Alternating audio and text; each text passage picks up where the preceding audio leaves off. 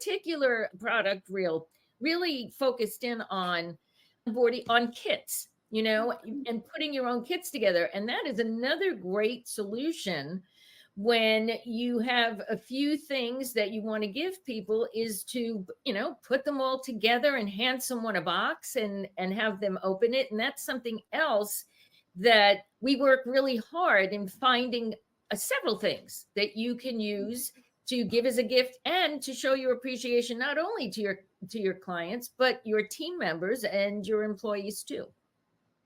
So there's nothing that says appreciation to a new team member like giving them something that will help them and let them know you are excited they're coming onto the team.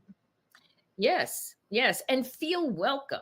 Feel welcome and a part of. I mean, how many times have you started in a company, a new job?